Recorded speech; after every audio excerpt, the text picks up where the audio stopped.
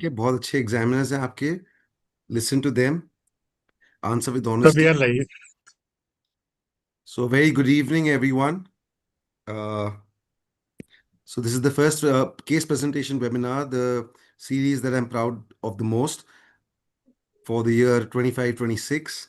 And I wish all the best to Dr. Priyanka Kabra and Dr. Anuswa Kar and their mentors, of course, dear Dr. Chaya Shinde, Madam, and Dr. Shruti, my dear Dr. Trupti and Dr. Pooja. Of course, the reason I'm here is to introduce our panelists, our examiners, our external examiners. Dr. Raman Mittal, my elder brother. He's the secretary of OPAI, the Oculoplastic Association of India. Both the panelists are my alumni from Eli Prasad Eye Institute. Dr. Raman Mittal is the director of iPlast Eye Hospital in Amritsar. He just concluded two fantastic meetings, one of them being the All India Ophthalmic Society, the midterm conference in Amritsar. The chairman of the scientific committee of Punjab Ophthalmological Society, and of course, Dr. Ramesh Murthy, our very own from Pune, the director of Access Eye Clinic in Pune, a fantastic oculoplastic surgeon, just 6 months junior. That is what Dr. Raman Mittal said for Dr. Ramesh Murthy. So that he's brilliant, he's fantastic. So, and of course, apart from plasty, he's also an excellent pediatric ophthalmologist.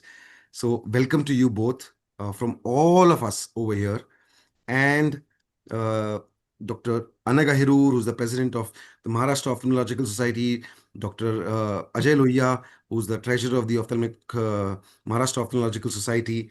So, with this, I hand it over to Dr. Archana Vare, professor, head of department at GMC in Aurangabad, but more importantly, my member scientific committee. Over to you, Dr. Archana Vare. And Thank you, Thank you, Dr. Piyush, and I welcome everyone. And I request Anagha ma'am to give her opening remarks because she has another webinar to attend. That's why. Thank you. Yeah. Hello, everyone. Very good evening and welcome to the first PG webinar of our tenure. And as usual, Dr. Piyush has done a fantastic job of getting the best examiners and a very great team. And Dr. Piyush Sayan is my alumni, and Dr. Chaya and Dr. Shruti are very close to me. So, very nice welcome, everyone, all the examiners, and all the best to the students. Thank you, Dr. Archana, and all the best for today. Great. Thank you, ma'am. Thank you so much. So we will start with the case presentations. The first case will be presented by Dr. Priyanka Kabra, and her mentors are Dr. Chaya Shinde ma'am, who is the professor and head Department of Ophthalmology at Lokmanya Tilak Municipal Medical College, Sion, Mumbai, and Dr. Shruti Shirvadkar. She is the associate professor in the same department.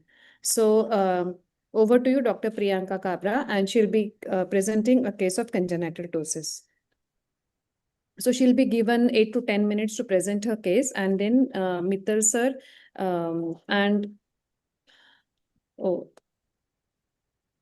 so she'll start it. Mittal sir and Murthy sir, they'll be asking her questions. So over to you, Dr. Priyanka Kabra. Good evening, everyone. This is Dr. Priyanka, second year junior resident studying at Lokmanya Tilak Municipal Medical College and Sion Hospital, Mumbai. So I'll be presenting a case on management of unilateral congenital ptosis in a 3-year-old male child. A 3-year-old male child, resident of Dharavi, brought by and informed by mother, presented to OPD with complaints of drooping of left eye upper lid since birth. No history of alteration of eyelid position with fading. No history of ocular deviation. No history of swelling in affected eye. No history of diurnal variation. And no history of similar complaints in other eye. Past history, full-term normal vaginal delivery, no history of birth trauma, developmental milestones established up to age, no history of systemic illness, excessive crying or easy fatigability, immunized up to age. Family history, no history of ptosis or squint. On systemic examination, CNS, CVS, RS and per-abdominal examination was within normal limit. Ocular examination, vision, fixes and follows objects, no fixation preference. No significant astigmatism on retinoscopy. Head posture, no head tilt or chin lift noted. No facial asymmetry, nasolabial or nasolabial fold asymmetry. Eyelid skin condition bilaterally normal. On examination, right eye right eye lids, conjunctiva, cornea, anterior chamber, pupil, lens, and tension was within normal limit. In the left eye, there was severe upper lid ptosis. Conjunctiva, cornea, anterior chamber, pupil, lens, and tension was within normal limit. Ptosis evaluation. In the right eye, MRD1 was 4 mm, MRD2 6 mm, palpebral aperture height 10 mm, LPS action 10 mm, Bell's phenomena good, Marcus gun jaw winking phenomena absent, upper eyelid crease present, eye pack test negative, corneal sensations intact, EOMS full and free in all directions. In the left eye, MRD1 was minus 1 mm, MRD2 was 6 mm, palpebral aperture height 5 mm in primary gaze with lid lag in down gaze. LPS action 4 mm, poor excursion. Bell's phenomena good, Marcus gun jaw winking phenomena absent, upper eyelid crease absent, ice pack test negative, corneal sensations intact, extraocular movements full and free in all directions. Fundus examination for both eyes was within normal limit.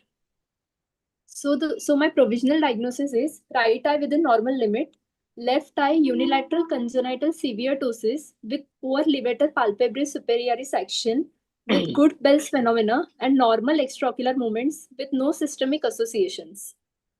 Management for this case was done. Investigations were done in which the routine blood counts were within normal limit, renal function tests was within normal limit, and sugar levels also normal. Serology, HIV, HbSAg, HCV non-reactive, and chest X-ray within normal limit. Treatment, frontalis flap advancement under general anesthesia was planned. Lead crease incision marked, incision made. Dissection carried out to anterior tarsal plate and carried out superiorly above orbital septum to reach anterior orbital ring. Frontalis muscle separated from periosteum and flap created. Muscle flap sutured to anterior 1/3 of tarsal plate. Lead crease formed and skin closure done. These are the pre-op pictures of the child. Pictures on post-op day 1 and on day 20. So, thank you. Yeah, will you please stop sharing your screen? Yeah, thank you. So I request Dr. Raman Mittal sir to ask questions to her, Dr. Priyanka. Hi, Priyanka. A wonderful case presented. So it's a very common case. And as Piyush was mentioning about me and Dr. Ramesh Murthy, we were nearly together in LV Prasad. He was senior to me by one term, which is just preceding me. And he had been helping me in most of my initial cases. So in his presence, now I am the examiner with him. That's a privilege, I would say that. And so in this case, you have not mentioned about the refractive status of the patient. Don't you think this is very important, especially when there is a ptosis? And first tell me why not, and what is the importance in case the refraction was there? So, sir, if the patient has severe ptosis covering the visual axis, the child can go in amblyopia. That is why assessing visual functions is important. Amblyopia is one thing apart from in amblyopia, because this patient, whether it's amblyopic or not, don't you think the patient may have a good astigmatic error as well? Yes, sir. So, okay, let me frame my question in another way. How does your decision about taking the patient for surgery depends upon the visual conditions? Leave about the cosmesis as of now. We'll touch that upon later. About the visual conditions. One is amblyopia, covering the pupil. What next?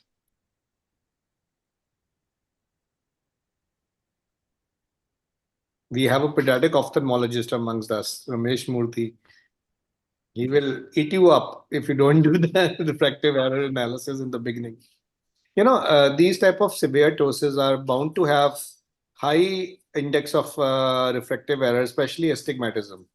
So the patient may have astigmatic amblyopia, or that can be one reason, one indication, I would say, to plan an early intervention. Isn't it right, Ramesh? Would you Yes, like to yes, true. elaborate on this? True, true. Yeah, so what in this case, see, the reason for performing surgery is the risk of amblyopia. That is the primary reason we want to do surgery. So we must try a vision assessment in these cases. So at least try to close one eye and see if the child resists occlusion of the normal eye. So if the normal eye is closed and the child resists occlusion, that means that the ptotic eye is possibly amblyopic. So if you don't have access to, say, Cardiff cards or K picture tests, if you can't do the vision, then at least you should do this basic test to understand if there is any risk of amblyopia. If there is a risk of amblyopia, then definitely we have to go ahead with surgery. Try to get a basic retinoscopy done to see if there is any astigmatic error. Higher the astigmatic error, more the chance of amblyopia, which means we must go ahead with surgery early. One more thing I think you have not mentioned is the Marcus gun jaw winking phenomenon. I have mentioned, sir. Mentioned. You mentioned? Okay. Second thing I want to ask you is what is the in the left eye, MRD1 was how much? -1. -1. And MRD2 6. and vertical fissure height? 5. 5. Okay. Yeah, so this MRD1, MRD2, when you add it, it should become equal to the vertical fissure height in your examination. If it is different, then you are in deep trouble, which means you have not measured because MRD1 plus MRD2 is the minus, and definitely you can see where it is minus, then this will be only 5, na? So it's correct. So when you add it up, Thing is, -1 what plus you have 6. mentioned is correct. Otherwise, Correct. if your MRD2 plus MRD1 doesn't account for your vertical fissure height, then you are in a soup because that should be right. So it's 6 plus brackets -1, it is equals to 5, and that's your vertical fissure height, which you have mentioned. So your analysis there objectively is right, even if you have done it or not, because it is always very difficult to measure these type of vertical fissure heights in a child of about 3 years of age. They are very uncooperative, right? So you may not be having a proper analysis, but yes, when you write it down, taking the averages of maybe multiple observations, those should add up to something which makes sense, which is right in your case. And I would appreciate your surgeon, whosoever has operated and taken the decision of doing it at this early and the right age, because one important thing which many of general ophthalmologists miss out on is that they delay the surgeries for whatever reasons. They will keep on unnecessarily patching the other eyes. That is one important thing to do to take care of the amblyopia. But in this type of child, as Dr. Ramesh was mentioning, you should occlude the other eye and see whether the child is resisting or not. Secondly, whether the child is able to see with the occlusion of the right eye. Because if the ptosis is so severe and covering the pupil, then only patching therapy may not be very much helpful in case of early childhood to relieve the amblyopia. Surgery plus patching has to be there, isn't it, Ramesh? Yeah. So we have to do surgery first and then do the patching. Only then we'll get the result. One question I would ask you is, was there any frontalis overaction or eyebrow elevation? No, sir. No, so it's a very high risk case of amblyopia because it's -1 MRD and there's no brow elevation. So this definitely must be amblyopic. By 3 years of age, do you think there would be onset of amblyopia by now? Yes, sir. So it's very likely the child has developed amblyopia by now. So if it is possible to quantify the vision, it is always a very good method. If not, at least we should do the occlusion and see if the child resists occlusion. If nothing is possible, it's very important to quantify and mention that there is amblyopia. Priyanka, just in case the child had MGP as well, Marcus gun phenomena, then Yes. how would the things differ in the context of what Dr. Ramesh Murthy was saying? So, sir, if it would have been mild Marcus gun jaw phenomenon, then we could have ignored it. But if it was significant, then we would have to do bilateral levator resection. No. Anything else what I wanted to know regarding the Sorry, point of view asking of about the amblyopia? amblyopia. Amblyopia, yes. So, Marcus gun jaw winking, there will be elevation of the lid whenever there will be a movement of the muscle, pterygoid muscles or the while chewing. So, there will be improvement in the ptosis. So, the chances of amblyopia will be less in such Right. cases. So, Yes. that is what sir wanted to ask. Yes. So your decision of going in for an early surgery probably could be delayed in case the patient has a very moderate to Right. severe Marcus gun phenomena. So in this case, if the patient would have had MGP, that would have helped the patient in terms of not having amblyopia. Delay. And then probably you could have delayed the surgery. Probably, I'm not telling you to delay, because I am also proponent of doing an early surgery. Secondly, in that case, as Dr. Ramesh Murthy rightly mentioned, that in this case, surgery followed by patching was to be done. But in that case, along with jaw winking phenomena, probably patching initially would have helped, and the surgery could have followed in a comfortable time. Dr. Chaya was raising her hand to say Yeah, something. yes. Priyanka, you have not written the retinoscopy. See, sir is very I've nicely written. telling to assess vision how by closing the other eye, how to assess. And when it is ptosis moderate to severe, it is covering half of the pupil or more of the pupil, then you have to manually elevate that lid, ptotic lid, and then check the vision. And in children, there is no child that we cannot assess the vision. So vision, I don't know how you are not mentioned. The vision, of course, it was vision was assessed and retinoscopy was done, and it's Yes. a 3 years child, na? So retinoscopy is done under cycloplegic agents. That is also one thing. Under cycloplegic agents, it has to be done. And Marcus conjoining phenomenon, if it is present only on the excursion of the jaw to the opposite side or opening of the mouth, you have elaborated in the history itself, na? That moment on while feeding, whether it While is feeding, there was while no feeding. variation So into. yeah. So I hope you have, recollected that why you are asking. You should know why it is asked, importance of why it is asked. And retinoscopy is a must. You have to incorporate in the presentation, in the case presentation, in the Yes, examination, I have or actually written it, but I have not elaborated. I don't know how it, and day to day also in the case sheet, it has to be there, retinoscopy. Without that, you cannot move ahead. Priyanka, do you expect a change in retinoscopy or refractive error pre and post surgery? Yes. Why so?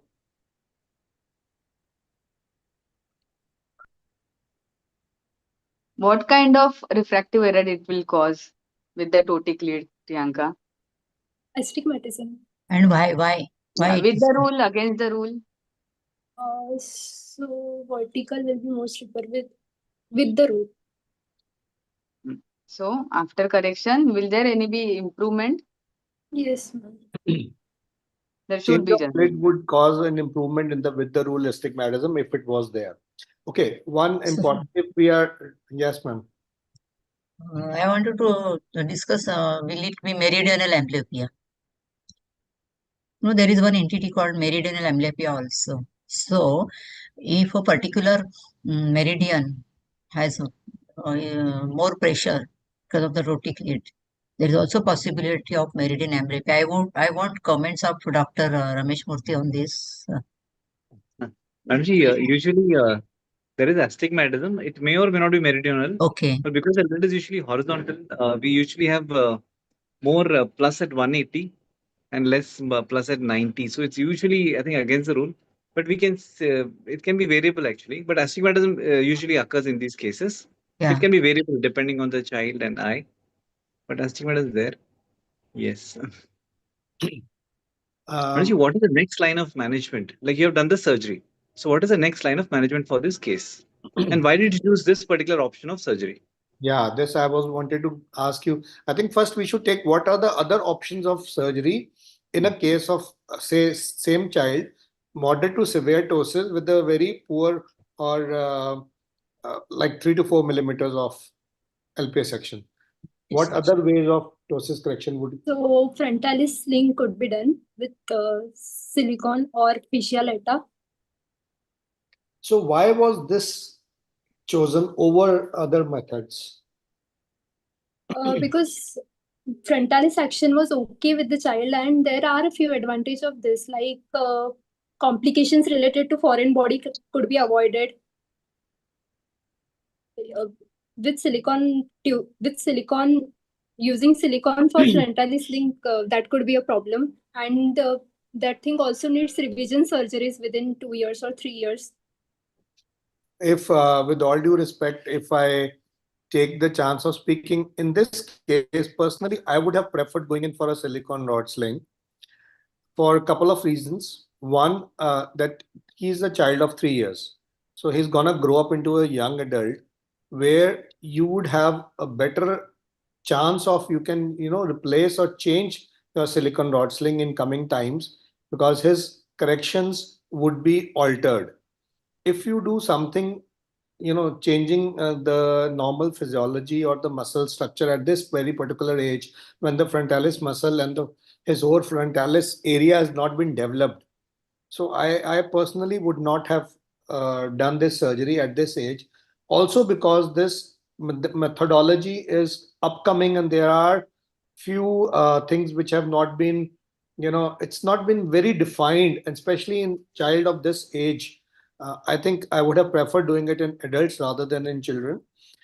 Also, I would not have preferred doing a tarsofrontal sling fascia lata because a 3-year-old child, the fascia lata is not mature enough. And as the literature suggests, they're doing a temporary sling with threads. That is also not my first choice. Silicone rod sling is a wonderful thing. In this child, I would have preferred that over the other modalities. Ramesh, would you want to elaborate? Yeah, definitely. So, sling is the best choice in this case because we don't want to touch the facial area, neither we want the frontals to be touched, which are both better options in adults. What is the most common complication of a sling? This is a question to you. Sorry, sir, can you repeat? Yeah, Priyanka, tell me what is the complication of a sling? Most common complications. So, after any ptosis surgery, you might have lid lag and lag of thalamus. Lid lag means when you look So, down, the lid stays up. the lid stays Lag up, of so that will thalamus be means corneal exposure. yeah, lag of thalamus means when you close the eyes, the lid does not close completely; it opens up a little bit. So these are the most common complications which we have to think of in any ptosis surgery, in fact. But sling, it is very pronounced. Okay, in the history, you must try to lead the examiner towards the diagnosis. So you must make sure that you answer many questions like any neurological abnormalities. Look, talk about Marcus-Gunn phenomenon in the history itself. When the child is suckling or drinking milk, is or eating food, does the lid go up and down? These are points in the history which you should bring out. In the examination, very important to point out if there is any facial abnormalities, any eyelid abnormalities, whether there is any brow elevation, chin elevation, face turn, head tilt, any of such things, and whether the child can see clearly in the examination, and that is the general examination. And you must talk about the measurements, in which 4 measurements are very crucial: MRD1, MRD2, if possible MRD3, uh, vertical fissure height, and lever traction. Apart from that, you must also talk about Marcus-Gunn phenomenon, corneal sensation if possible, then whether there's any pre-existing lag of thalamus. That is also very important if you're going to do the examination of the child. And I think, and then your Bell's diagnosis should be phenomena. very clear: unilateral severe ptosis in a 3-year-old child with poor LPS action or moderate or good LPS action. So this should be a complete diagnosis where you should comment on the laterality, the ptosis, the severity of the ptosis, what is the elevator action. That should be the complete diagnosis and possible etiology. Is it congenital or acquired? This should be And the complete diagnosis. go ahead. Sorry. Go ahead, Ramesh. The diagnosis should be a complete sentence. It should not be unilateral, one unilateral ptosis, severe ptosis. It should be unilateral congenital ptosis in a 3-year-old male, severe form with poor levator action. So that should be the diagnosis. All Yes. the points should be covered, what are important and Yes. what are signifying what it is. So all those have to be covered. Why Bell's phenomenon is good. Yes. What is the significance? If it is not good, then obviously there will be corneal exposure. That has to be covered. Means everything. There are 8 to 10 points which have to come in the ptosis diagnosis. They have to come. It's especially ptosis is a unique case, so you have to mention. Though you have mentioned them while presenting it. Yes. And Priyanka, what is the importance of Bell's phenomena in this case? So, I as hope you sir know what is told, Bell's phenomena. on closure of lid, there is upward movement of the eyeball. Okay, rolling up of the eyeball. So what is the importance of Bell's So phenomenon? if the cornea is not completely covered, as I told that after post-op there are chances of lag off. So if there is corneal exposure, then there are chance of post-op exposure keratitis. So we have to be very clear about Bell's and corneal sensations. Suppose this child had a poor Bell's or not so good Bell's. Now we have to do surgery because he's a high chance of amblyopia, and at the same time we have that chance of developing exposure keratopathy in case of poor Bell's. What would you like to do then? We'd like to operate because amblyopia, we don't want the child to go in amblyopia. And what if the child lands up into corneal ulcer? Won't that be bad enough? So what is the way of going through that? I would love anybody else wants to answer that, or should I? Okay, Dr. Anusua, would you like to take up that question? She's Yeah, the second Anusua? presenter. Okay. It's okay. Anusua is not around, I guess. Yeah, she's there, but yeah. Would you like to take up that question? Sir, would you please repeat the question for her? Just in case this child would have had poor Bell's and rest all findings are the same, high risk of amblyopia.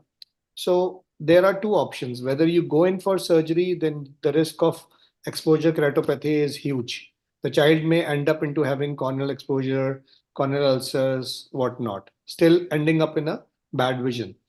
If you don't operate, then child would go in for a dense amblyopia. So how would you like to manage and how would you counsel the parents?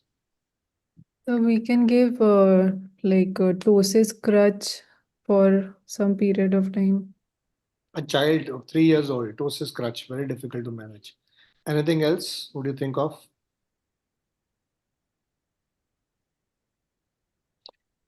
Trupti ma'am was having a good head nod, so I think she has the answer. Trupti, would you like to answer? So actually, in such cases, you do a temporary TF sling, but you do an undercorrection, not Wonderful. Yes, that's the right thing. So whatever way of modality you are correcting, do you do a sling, maybe a silicon rod sling, but you don't do a complete correction. You do an under correction.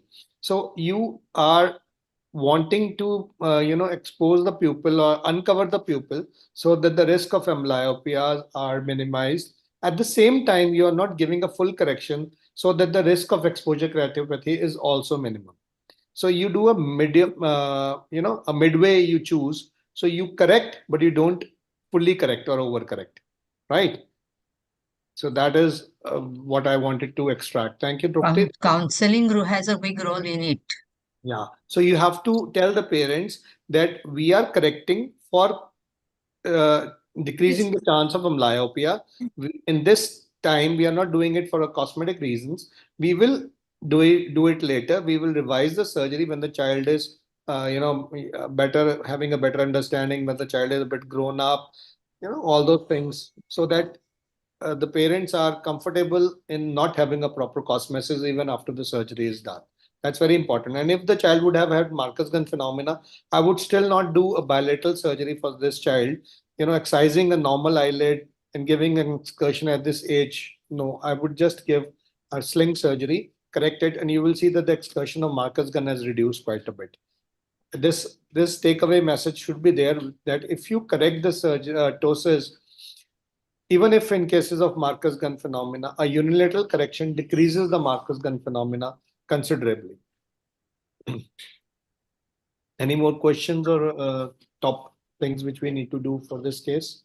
So about this method, our oculoplastic surgeon who was working with us was very happy with this method. Why this method was chosen was the point I wanted to say on that. Because that particular surgeon was having good results and did quite a few cases with this method. But I am agreeing with the point that as it is a child, uh, whether to wait till the child grows and then touch the frontalis and till that time put the sling. So that point is well taken. And also, ma'am, in this case, if you see the post-op results, I am not happy with the type of crease which he had. The crease was not well formed. Rather, there was a lot of edema shown in the lid. Whereas in case you do a sling surgery, I believe the child probably would have had a better lid crease there. Yeah, in sling surgery, we can create a very good Yeah. crease actually and give a good cosmetic result also. Maybe in adults, I have operated and I used to take that final stitch and then it gives a better and sometimes much better than what was what is in the other cosmetic effect that is also there. I And would have this, loved if that oculoplastic surgeon was here with us today so that oh, he could have yeah. his Oh, inputs. So I think we should move to the second case now. sure. And I really thank Dr. Chaya Shinde ma'am and Dr. Shruti for mentoring Dr. Priyanka. And now with this, we'll go to the second case. The second case will be presented by Dr. Anusua Kar, and she is JR2 at AIMS Nagpur. And she is mentored by Dr. Pooja Bang ma'am, who's the professor and head Department of Ophthalmology at AIMS Nagpur, and Dr. Trupti Kadam Lambert ma'am. She is a senior resident at AIMS Nagpur. So I request Dr. Anusua to start sharing her screen and presenting the case.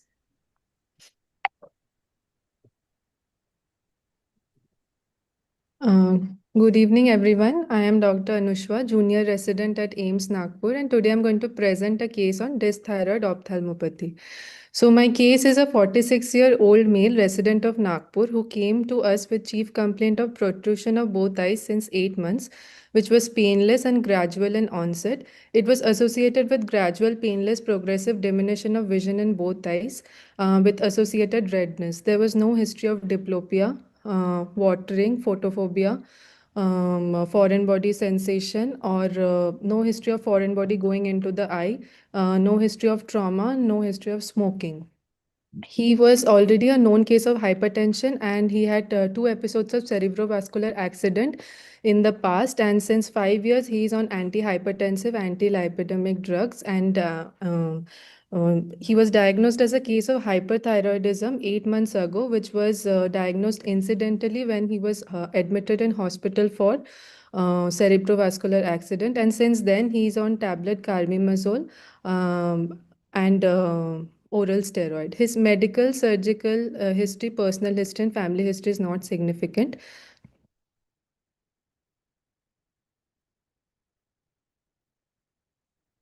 On examination, patient is a moderate build and good nutrition, and his vitals are noted as in the slide, and it was stable. Systemic examination was within normal limit. On examination of thyroid, no erythema or scar is noted. Movement with deglutition was present. A small mass of smooth surface and soft consistency was palpated. On auscultation, no bruit was heard. On ocular examination, facial asymmetry was there due to proptosis. Head posture was normal. Extraocular movements were limited in all gazes, although he was orthophoric on primary gaze, as I'll show in my subsequent slide. His best corrected visual acuity for distance was corrected after refractive error was corrected up to 6/6 in both eyes, and N6 for near vision. Color vision was affected in both eyes, and proptosis measured by Hertel exophthalmometer was 26 mm in right eye, 24 mm in left eye. The nature of proptosis was axial, non-pulsatile, and did not increase on bending forward. Lid retraction was there. Both superiorly and inferiorly scleral show was present. This is the picture demonstrating 9-gaze picture demonstrating the extraocular movements in the patient. As we can see, there is limitation of movement in all gazes. The lid signs which were present in the patient was Dalrymple sign, that is lid retraction, as we can see, and staring look with infrequent blinking, that is Stelvog sign was present.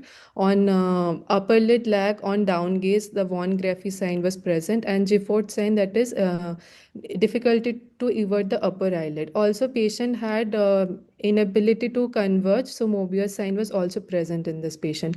On anterior segment examination, we can see that there is a deep bulbar injection in the form of corkscrew vessels in both the nasal and the temporal side. The cornea shows arcus juvenilis in both the eyes, and there were few superficial punctate keratitis which was present inferiorly. Sorry for not being able to show the blue filter picture. Pupil in right eye was sluggishly reactive but normal in size and reactive to light in left eye.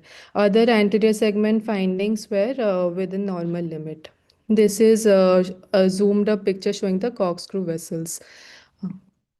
On fundus examination, right eye showed significant findings include grade 3 to 4 disc edema with choroidal folds in right eye and grade 2 disc edema and choroidal folds in left eye.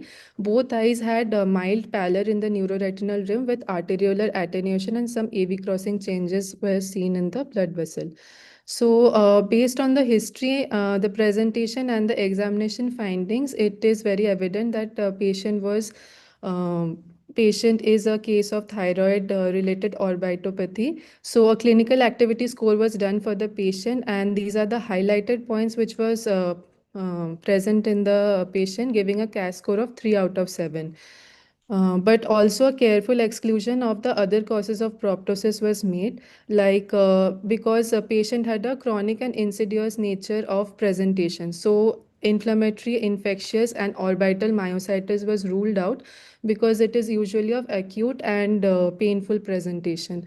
Also, patient didn't give any history of weight loss, and blood parameters which were done later on were within normal limits. So neoplastic etiology was also ruled out. And as already mentioned in the history, there was no pulsatility which was noted, and hence ruling out keratico-cavernous fistula, and orbital varix ruled out because patient did not the lesion did not increase on bending forward, and obviously all was confirmed on imaging later on.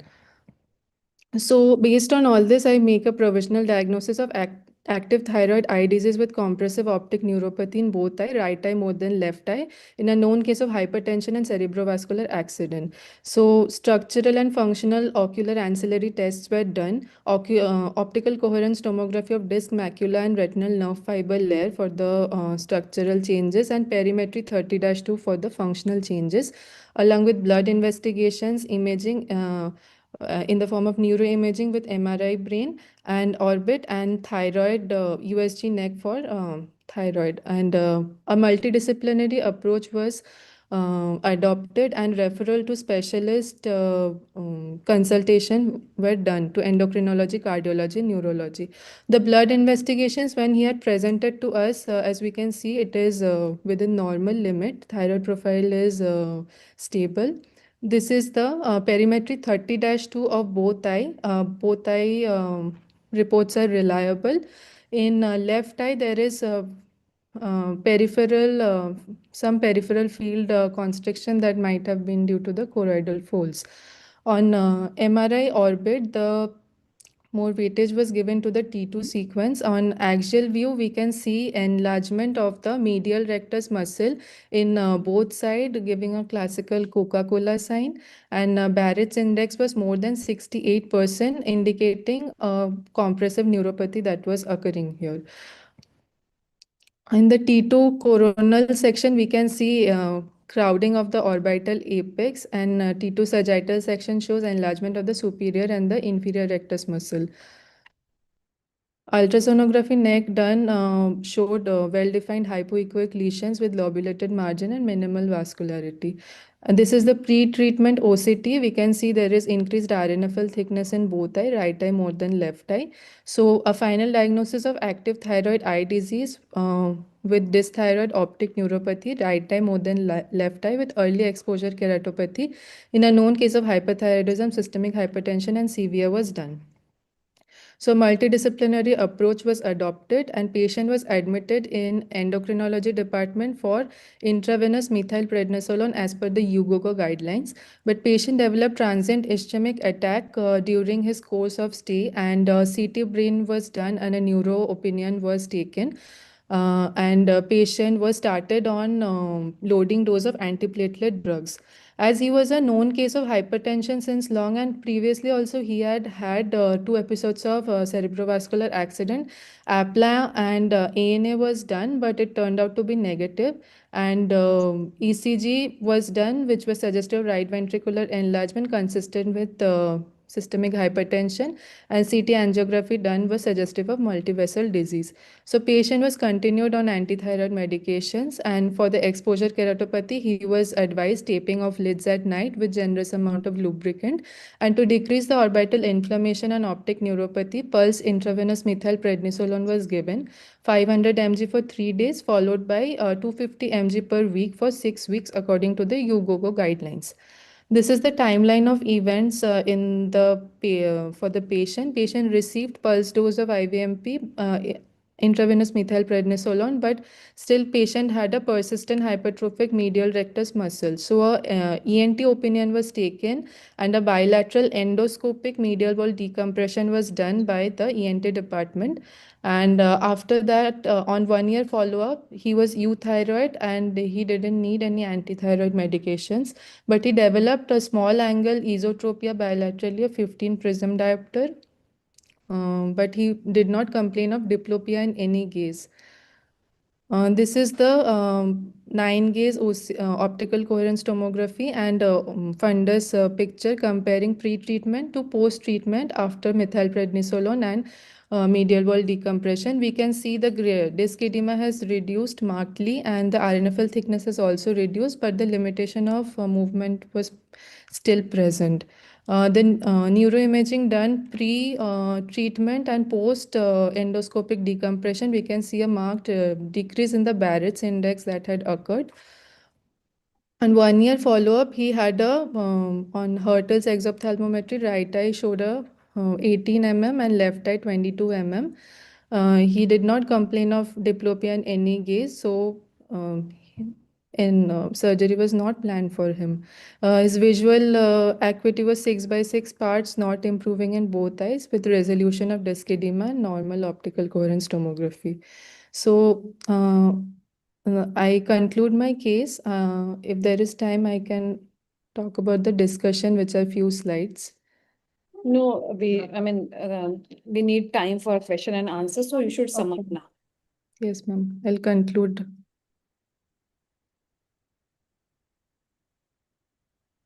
Okay. Can you please stop sharing your screen? Yes, ma'am. So very nice presentation. So I request Raman Mittal sir to ask questions to Dr. Anuswa. It's a wonderful case with so many findings. I don't know where to start from. From the very beginning, when she said the thyroid profile and she said it was normal, it was not normal. TSH was below the range and he was a known case of hypothyroidism. So, in the very first beginning, with the type of presentation the patient had, it is like it's a very clear-cut spot diagnosis type of thing that the patient walks in bilateral proptosis, congested eye, proptosed, starey looks with lateral flare. These are pathognomic of thyroid function, thyroid problems, and the patient was already a patient with this thyroid, the hypothyroidism. Very rightly done that IV methylprednisolone was started with all the possible investigations done. Now, I just wanted to know this young girl, that in MRI, as you were saying, Coca-Cola sign. What do you mean by that? So there is a fusiform enlargement of the muscle belly with sparing of the tendons. Very good. Sparing of the tendon. What if the tendons were involved?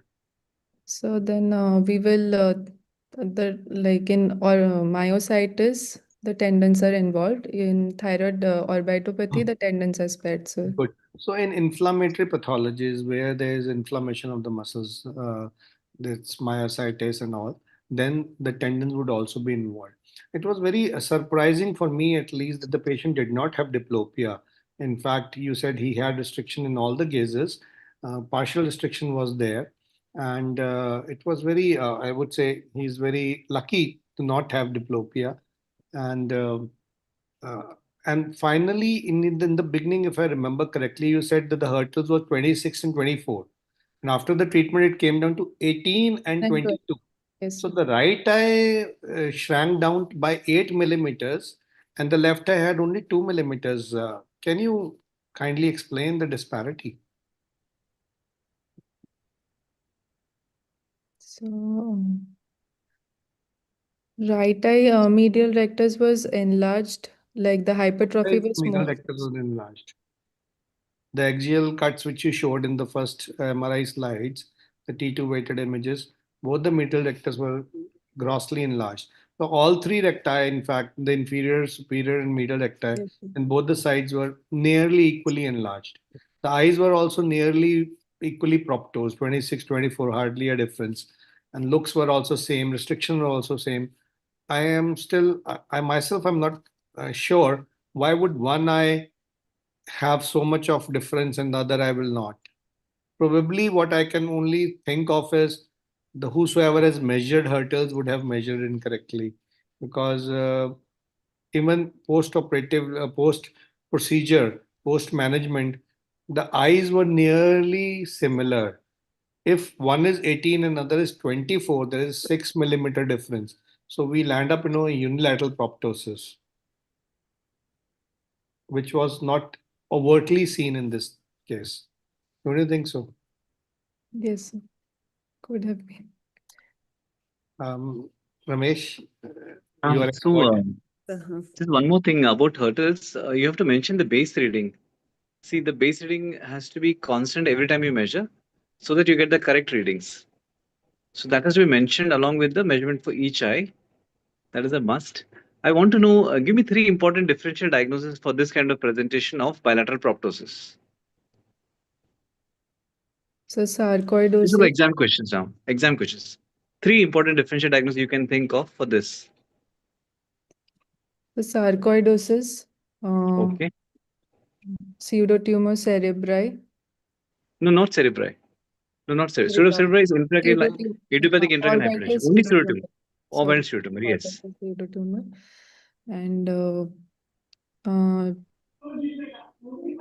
could be lymphoma, sir. Lymphoma, leukemia can also Maybe. happen. Okay. So 3 minutes. So what are the most common complications or very severe vision threatening complications of thyroid eye disease, of active thyroid eye disease, as in your case?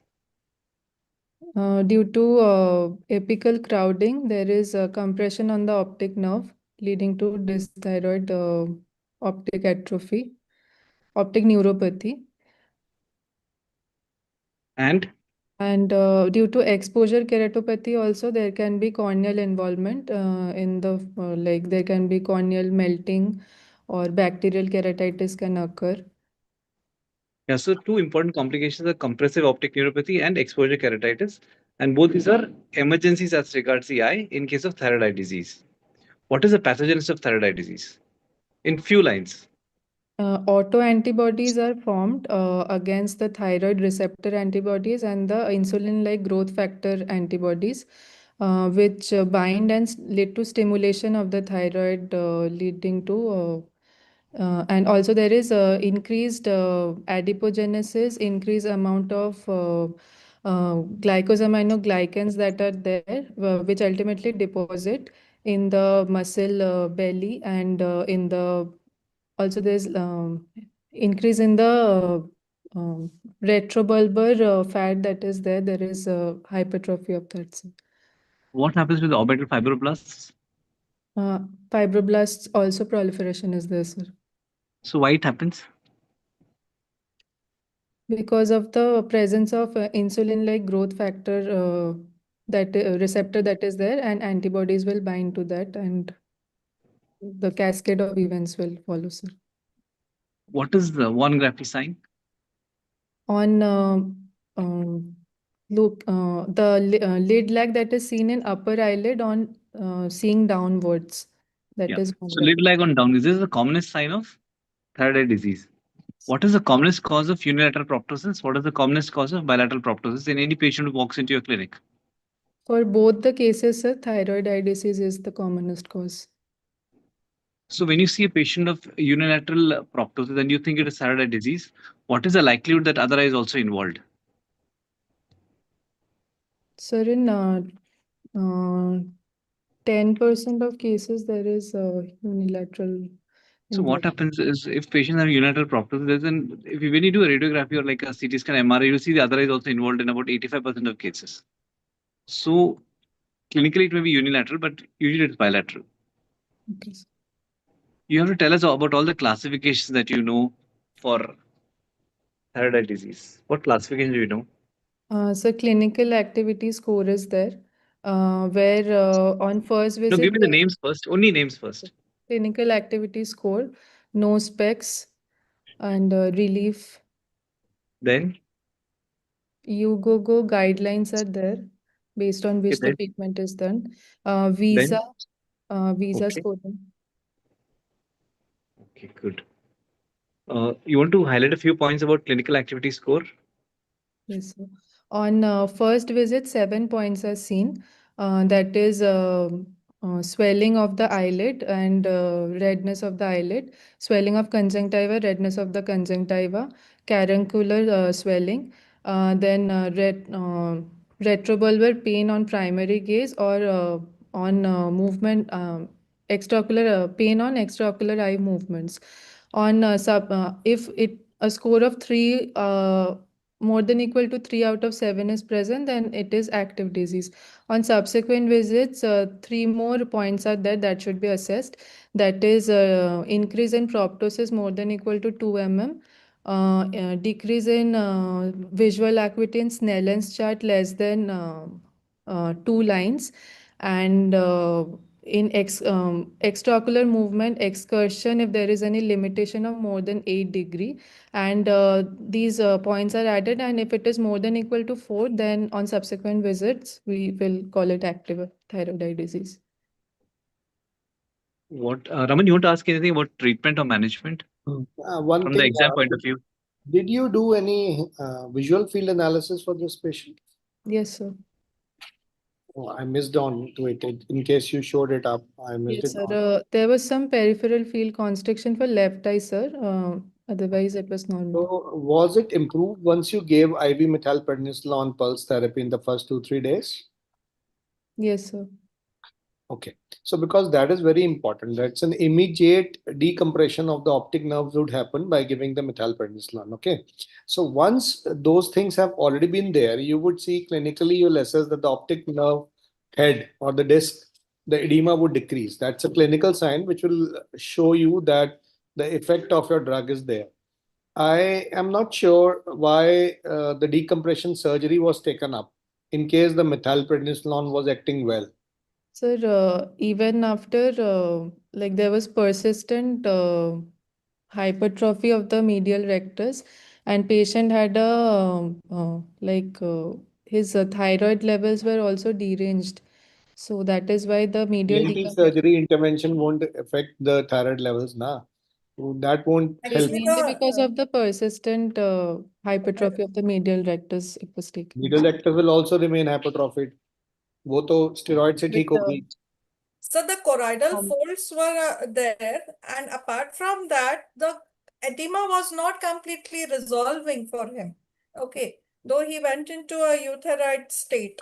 So, even I had discussed with Dr. Milind about this case. Then he said that single wall will help out because medial rectus will remain hyperthyroid throughout the life. That's so I thought we relieving that pressure would be a better because the apex pressure increases, and that's why the bending is there and it compresses the optic nerve. So that was the behind this. But after doing this procedure, his choroidal folds and his disc edema completely went away, and you can see that difference post 1 year also. But giving him relief from all this, he was not on any treatment of antithyroidism after but he's in a euthyroid state under observation past 1 year now. So when the patient is for so long, he's in the euthyroid state, and all those inflammatory signs have reduced, Is there a follow-up scan suggesting that the medial rectus and the other recti muscles have shrunken in Actually, he had some issues, financial issues. So I didn't repeat after 1 year of the test. But post-operative thing, we have shared it. Post-face, we have shared that CT scan. 1 year follow-up, I have not done, sir. Okay. I guess that patient landed up into esotropia. What could be the reason of patient landing up into esotropia? So during the BTL wall, it was done by the ENT person. So slight. Trupti, let's see if That's the Anusya point can which I was answer. That's the point which I was trying to point out. In case, we would have gone along with the steroid, patient was 6'6" from the very beginning, right? The best corrected visual acuity was 6'6". Probably the disc edema was there, which was showing the initial compressive forces. The methylprednisolone would have decreased it anyway. So, resorting to we do optic nerve decompression, orbital wall decompression in case that's a vision salvaging modality. But in this case, probably I think this could be my personal opinion. Probably surgery could have been avoided in that stage. It could have delayed. Could have been delayed further, and probably that esotropia which was there, the medial rectus muscle would have been sort of incarcerated into the wound or the gap which has been caused by removing the bone there. Ramesh, what do you think?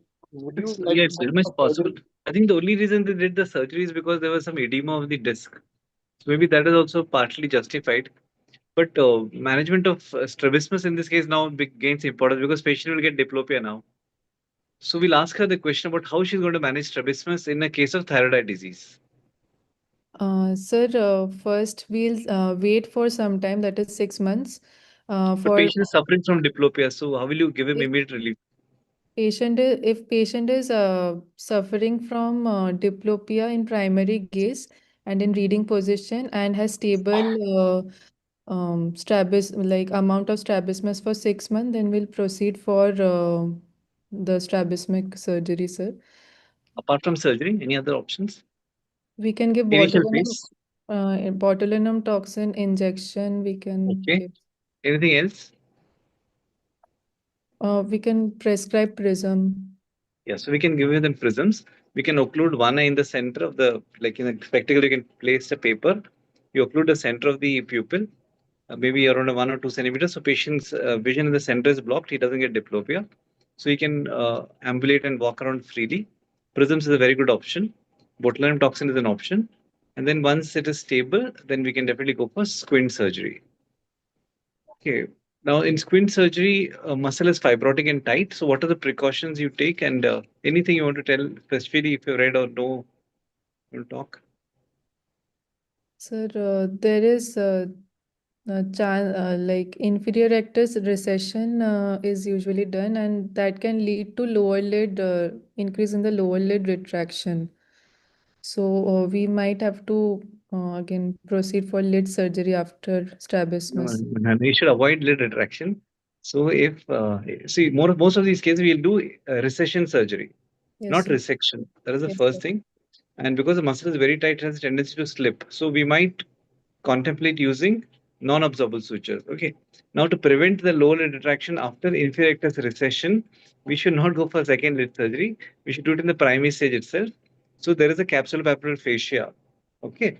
Between the eyelid, lower eyelid, and the inferior rectus muscle, you have to completely separate the surface of the muscle. Well, say about nearly 10 to 20 millimeters. You should try to separate the capsulopapular fascia, and then you do the surgery. The lid will not go down. Okay, sir. So we should not go for another surgery for lid. That way patient can keep getting surgery all his life. So he's a permanent patient in AIMS Nagpur. Okay, So But this overall, it's a picture, very good presentation. This Raman sir, it looked like a conference presentation, and I was scared.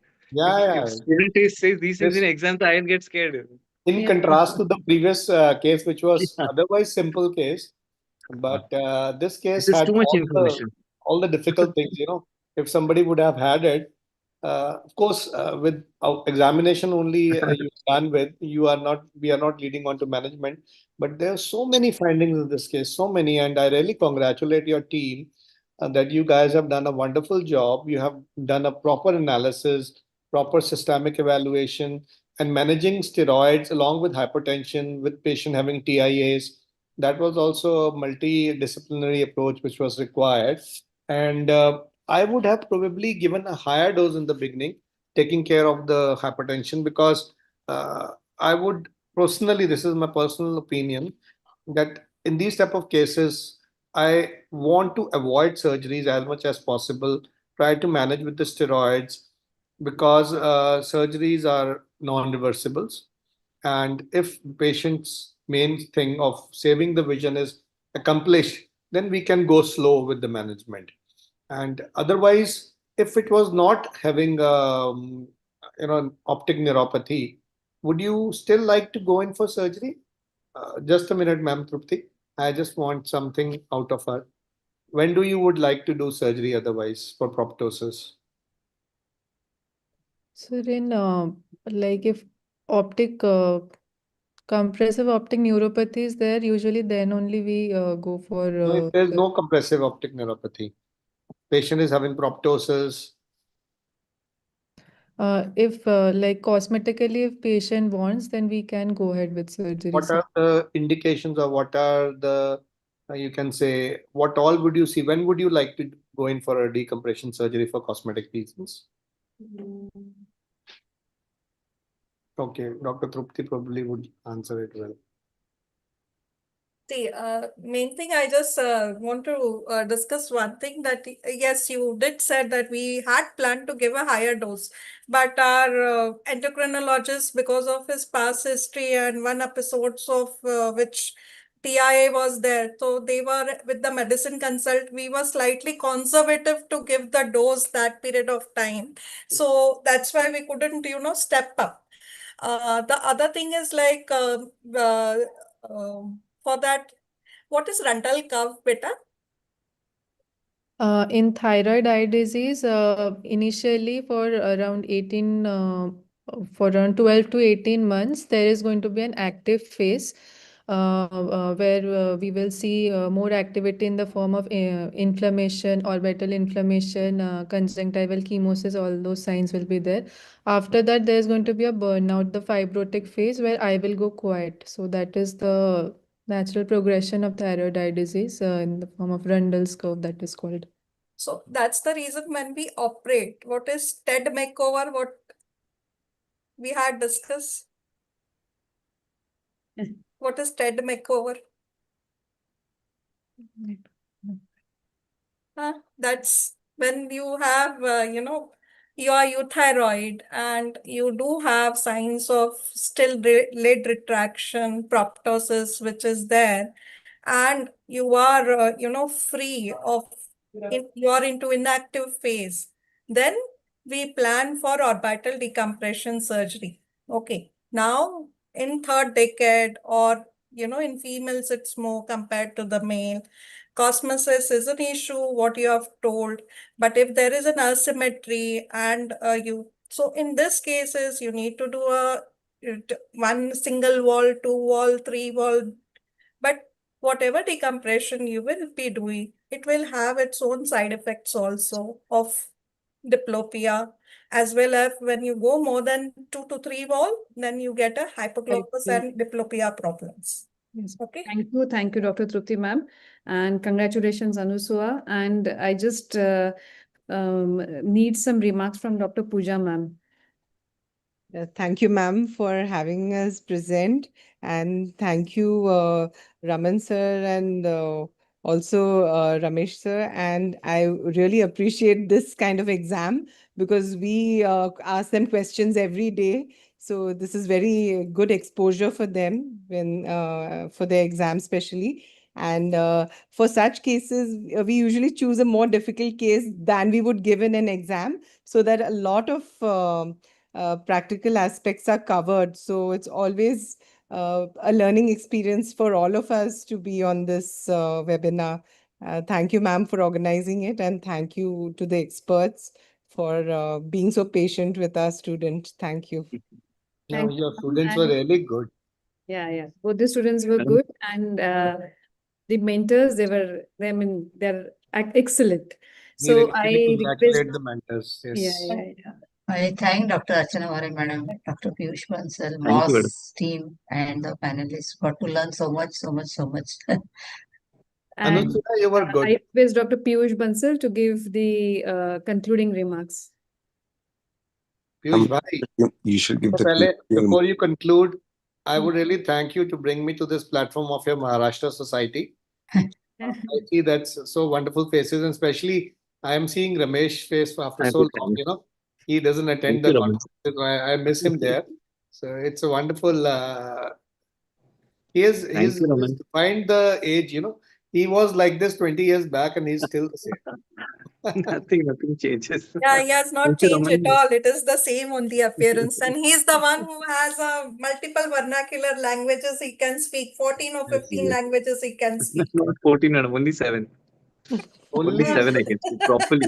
Properly I can speak fluently. That's great. Yes. So, Madam, thank you very much. Raman, is very nice meeting you and seeing you. And thank you to all the teachers and students for doing an excellent presentation. Piyush And made thank you, Archana madam, Chaya madam, Bang madam. Thank you so much. Thank you, sir. Thank you. Thank Uh, you, everyone, for giving well, me. thank you, first of all, Dr. Archana Vare. no. Second of all, Dr. Chaya Shinde, madam. Yes. Thank you so much, Raman sir. His daughter just came back today. I'm sorry, I'm not able to speak because of bad viral. But thank you, Raman sir, for being over here. Thank you, Ramesh sir, for being over here. Another, see, both of you all have been there despite so many issues. Raman sir's daughter is coming back. You are going to celebrate the first birthday of your son. Thank you so much for being over here. This is, it, words cannot express the dedication that you people have. Pooja ma'am, Chaya Thank you, Shinde sir. ma'am. Thank you. I cannot express anything for Chaya Shinde ma'am. I mean, she is just the teacher of teachers. The kind of questions that she had, the kind of teachings, the kind of motivation, the kind of expectations that madam has from students. Thank you, Trupti ma'am, Shruti ma'am, but most of all, Archana madam. God bless you, both of you all students. You all did so well. Yeah. Amazing, absolutely amazing. We all of us, we expect so much from both of you and all of our students from Maharashtra. God bless you all. Over to you, Archana ma'am. So thank you so much, everyone, for joining for this webinar, and we will conclude this session now. Thank you. Thank you Piyush मुझे तो अब देख के लग रहा है कि मुझे मॉस्को में आना चाहिए था यार महाराष्ट्र वाले इतने लाइवली हैं Next time you have to come. Sir Mumbai Next में time you आएंगे have to come. मुंबई में आएंगे आप We are always lively Sir, on the 2026 में it is in Aurangabad or Chhatrapati Madam, Sambhajinagar, so you must visit. Ma'am we 26 will, में we will invite you. sorry He's, ma'am he's It's very in good. पहले Mumbai. मिलना Mumbai Next year, 26 Archana. Mumbai. 27. 27 it is Aurangabad. Yes. We will have him there. Yes. Ramesh Both कुछ करो people ना will उससे have it. पहले करो कुछ पहले मिलते हैं पुणे में करो कुछ पक्का, Done ma'am, done sir. Pune में आना है. पुणे में आना है, you have to come. नहीं बढ़िया I am definitely at this time I am gonna make it Thank you, sir. Thank you, sir. Piyush, thank you very much for bringing me to Thank this platform yaar I really loved it being here Thank you for being here, sir, and thank you for spending your valuable time. आइए तो always there for you take care okay bye Ramesh Bye Thank bye. you, Bye, so Raman. everyone. good to see Thank you you. Thank you. Nice to see you. Thank you.